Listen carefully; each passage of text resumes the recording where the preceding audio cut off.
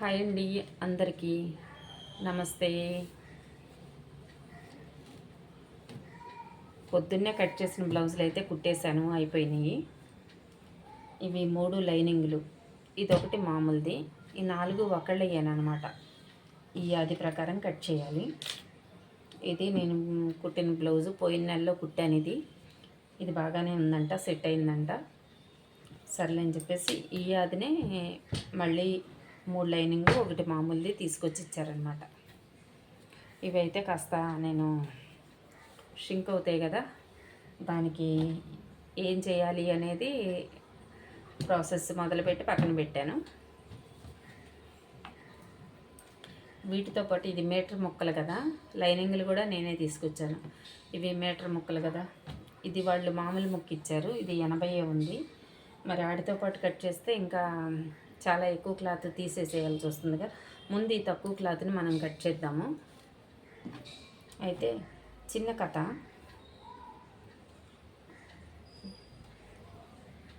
మాట్లాడుకుందాం ఆ చిన్న కథ గురించి.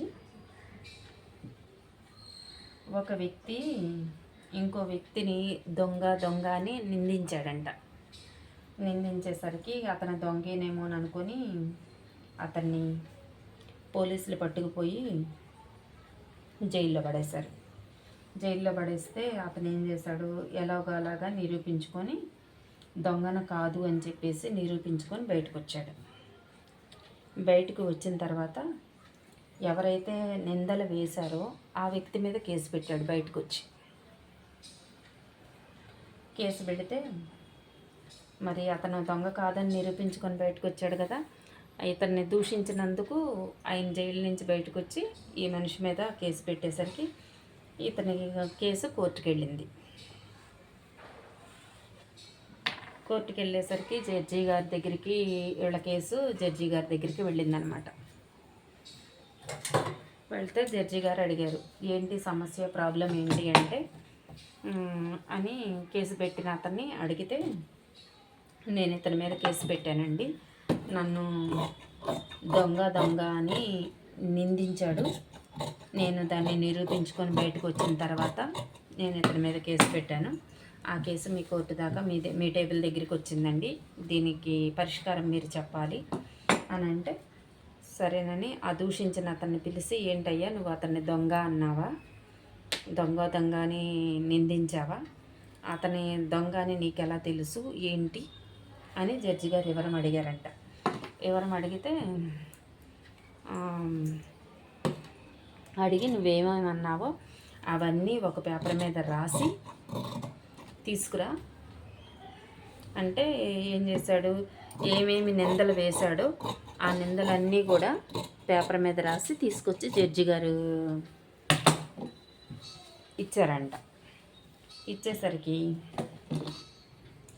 జడ్జి గారు అవన్నీ చదివి, ఇతను అన్న మాటలన్నీ చదివిన తర్వాత మళ్ళీ తిరిగి ఆ పేపరు అతనికే ఇచ్చేశాడు.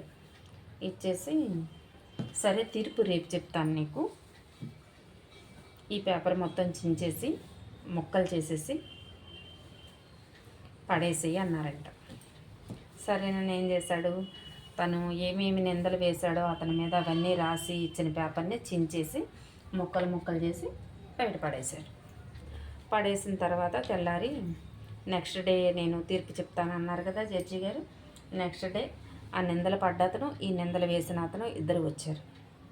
ఇద్దరు వచ్చిన తర్వాత, సార్ ఈరోజు తీర్పు ఇస్తానన్నారు కదా, మరి చెప్పండి అని అంటే, నిన్న చించి పారేసావు కదా ముక్కలు, పేపర్ మీద అన్నీ రాసిచ్చావు, అతన్ని ఏమేమన్నావో అవన్నీ రాసిచ్చావు కదా, ఆ రాసిచ్చిన పేపర్ చించి పడేసావు కదా, చించి పడేయమంటే ఆ పేపర్ తీసుకొచ్చి అతికించి మళ్ళీ నా టేబుల్ దగ్గరికి తీసుకురా అన్నారంట జడ్జి గారు. అదేంటి సార్, నేను రాసేయమంటే రాసిచ్చాను, మీరు చదివారు, మళ్ళీ ఆ పేపర్ని చించి పారేయమన్నారు, పారేశాను, ఇప్పుడు తీసుకొచ్చి ఆ ముక్కలన్నీ అంటించమంటున్నారు ఏంటి సార్ మీరు, ఇది ఎక్కడ న్యాయం, ఇప్పుడు ఆ ముక్కలన్నీ నేను ఎక్కడ వేరుకురాను అంటించడానికి అని అంటే, మరి నువ్వు అతని మీద నిందలు వేసావు కదా అంటే, ఊరికి క్యాజువల్గా నిందలు అలా మామూలుగా వేశానండి, ఏదో అన్నాను నేను అని అన్నారంట అతను. అనేసరికి నువ్వు ఊరికినే అన్నా, ఇంకో రకంగా అన్నా, ఏ విధంగా అన్నా అతను నిందల పాలైపోయాడు. నిందల పాలైపోయి అతను జైలుకి వెళ్ళాడు. నేను మంచోడినని నిరూపించుకొని బయటకు వచ్చాడు. అయినా సరే సమాజం ఊరుకోదుగా. సమాజం ఏమంటుంది? నువ్వు వేసిన నిందనే మళ్ళీ ఇంకా 4 నిందలు వేస్తుంది. అంటే నువ్వు వేసింది ఒక నింద కాదు, ఈ సమాజంలో ఇతన్ని తిరగనీయకుండా చేసావు. నువ్వు చించేసిన పేపరు మొక్క ఎటుపోయిందో తెలియదు. అలాగే మనిషి జీవితం కూడా. ఒక మాట మనం అనే ముందు ఆలోచించుకొని మాట్లాడాలి. నువ్వు నింద ఏదో మామూలుగా అన్నాను అనుకున్నావు, కానీ ఆ మాట ఎంతమందిలోకి వెళ్ళిపోయింది? పోలీస్ స్టేషన్ దాకా వెళ్ళి కేసు పెట్టి అతను తప్పు, నేను మంచోడినని నిరూపించుకొని వచ్చినా సరే సమాజం అయితే ఆ నింద పోదుగా. సమాజంలో నువ్వు వేసిన నింద అయితే అతని మీద పోదు కదా. మనిషి జీవితం కూడా చించేసిన పేపర్ ముక్క లాంటిదే. అంత ఈజీగా ఎవరి మీద మనం నిందలు వేయకూడదు అని చెప్పి జడ్జి గారు తీర్పు చెప్పారంట. చెప్పేసరికి అతను సారీ చెప్పి తన తప్పుని ఒప్పుకొని, నేను అలా చేయటం తప్పు, నేను అనవసరంగా నింద వేయటం తప్పు, నేను ఒక్కడనే నింద వేశాను అన్నాను అనుకున్నాను, కానీ నేను అన్న మాట 10 మందిలోకి వెళ్ళింది, అతను నిందల పాలు అయ్యాడు అన్న విషయాన్ని నేను గ్రహించలేకపోయాను, అది నాదే పొరపాటు అని చెప్పేసి తప్పు ఒప్పుకున్నాడంట. చూసారా, ఒక మాట అది ఎంతవరకు నిజమో తెలియకుండా మనం అనేస్తే సమాజంలోకి అది మనం చించి పడేసిన పేపర్ ముక్కల్లాగా వెళ్ళిపోతుంది. అందుకే ఎప్పుడు కూడా మనం ఒక మనిషిని మాట అనకూడదు. నోరు జారి అన్నామనుకోండి, ఆ మాట తిరిగి రాదు. కోపంలో ఒక దెబ్బ కొట్టినా మర్చిపోతాం కొన్ని రోజులకి, కానీ మనం వేసే నింద అది ఎంత లెక్క వెళుతుందో చూసారా.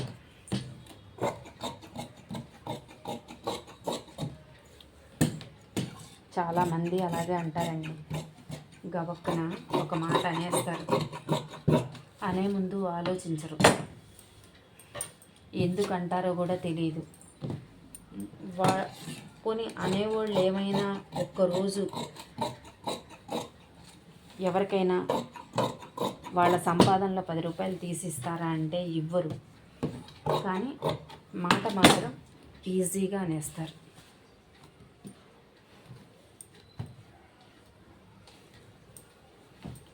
క్రాస్ బెల్ట్ నేను ఇక్కడ కట్ చేసుకుంటాను మిషన్ దగ్గర. ఇది మీకు ప్రతిసారి చెప్పేది.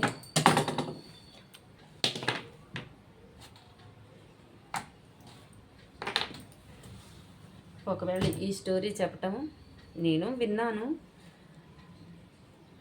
ఏదో నేను ఇలా కటింగ్ చేసేటప్పుడు చెప్దాము. ప్రతిసారి కూడా కొటేషన్ లాగా చూడండి ప్లీజ్. దయచేసి రీల్స్ లాగానే చూడండి. ఎవరైనా ఏదైనా కొటేషన్ పెడితే అది బాగుంటే పదాలు చెప్దాము అనుకుంటాను. అలాగే రీల్స్లో ఏదైనా మంచి పాట అనేది, ఏమన్నా పాత పాటలు, ఏదన్నా రిలిక్స్ ఏమంటారు అవి, పాట పాడే విధానం బాగుంది, చక్కగా ఉంది అనుకున్నప్పుడు దాన్ని నేను కూడా ఆ రీల్ చేద్దాము అనుకుంటాను.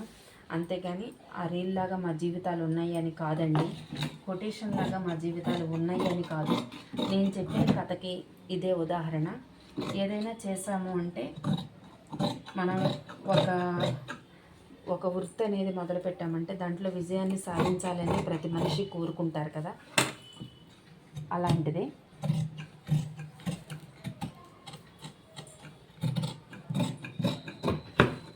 అంతేగాని ఆ రీల్ లాగా మా జీవితాలు ఉన్నాయని కానీ, లేదా మేము ఏదైనా కొటేషన్ చెప్తే ఆ కొటేషన్ లాగా మా కుటుంబాల్లో బాధలు ఉన్నాయని మాత్రమైతే కాదు.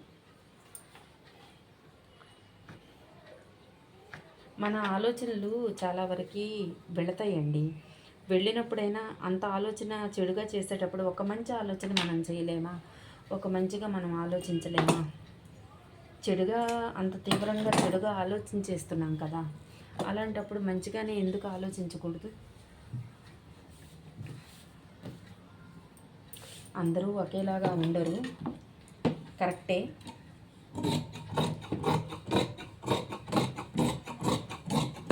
ఇప్పుడు కూడా ప్రతిసారి నేను కటింగ్ చేసేటప్పుడు బ్లౌజ్ గురించి వివరంగా చెప్తున్నాను.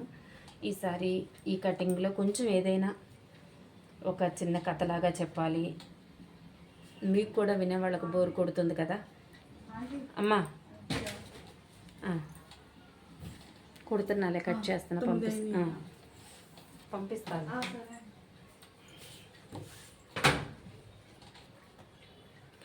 ప్రతిసారి మీకు వీడియో చూసేటప్పుడు బోర్ కొడుతుంది కదా, కటింగే కదా అని.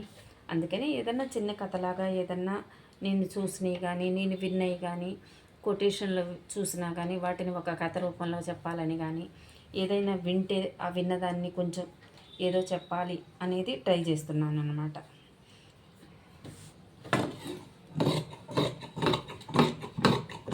చూసే వాళ్ళకి కొంచెం బోరు కొట్టకూడదు కదా. దీనికి కూడా అంటారు కటింగ్ చేస్తున్నావా, కథలు చెప్తున్నావా అని. సో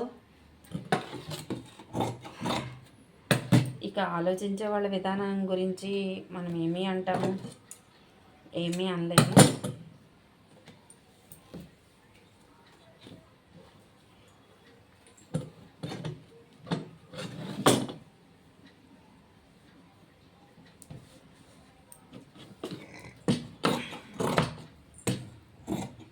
ఈ రోజు నుంచి నవరాత్రులు ప్రారంభం. 9 రోజులు అమ్మవారికి పూజలు కదా, పండగ రోజులు అన్నమాట ఈ 9 రోజులు. ప్రతిరోజు మంచిగా ఆలోచించే వాళ్ళకి ప్రతిరోజు పండగేలేండి. వాళ్ళ మనసుల్లో కల్మషం ఏమీ ఉండదు, వాళ్ళకి ప్రతిరోజు పండగలాగానే ఉంటుంది. పుణ్యదినాలు అనేది కొన్ని ఉంటాయి కదా, అవి ఈ పండగల రూపంలో వస్తూ ఉంటాయి అన్నమాట.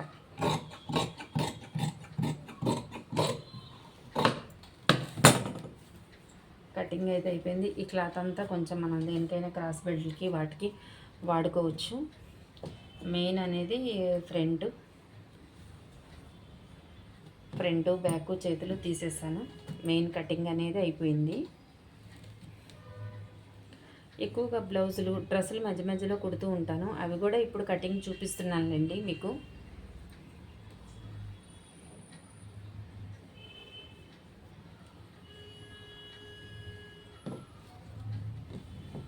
ఇంకా ఈ ముక్కంతా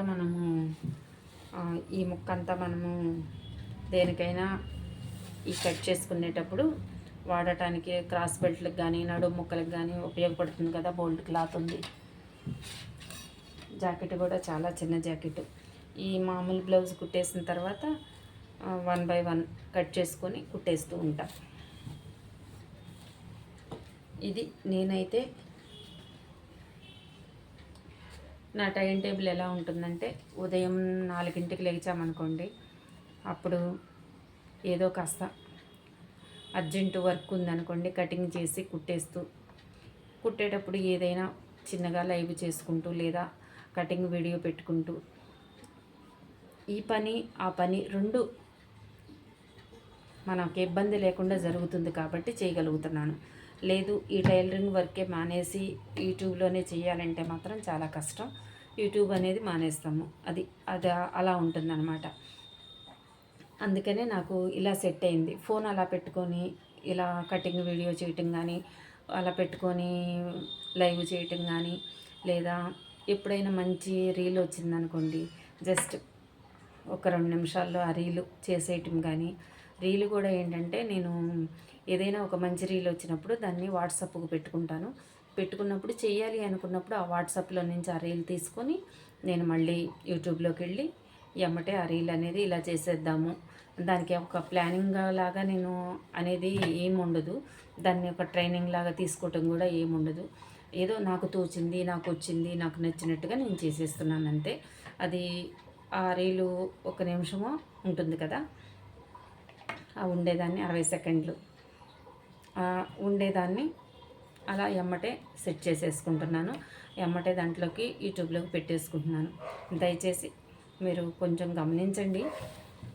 ఇంకా పక్కన తొందరపడి మాటలు అనే ముందు ఎదుట వాళ్ళు ఎంత కష్టపడుతున్నారో, వాళ్ళు ఎలా చేసుకుంటున్నారో, ఎలా ఒక టైం టేబుల్ వాళ్ళు పెట్టుకున్నారు అనేది కూడా మీరు గమనిస్తే మనం తొందరపడి ఎవరిని ఏమీ అనం కదా. సరేనండి, అక్కడికి వెళ్ళి బ్లౌజులు కుట్టేద్దాము. బాయ్.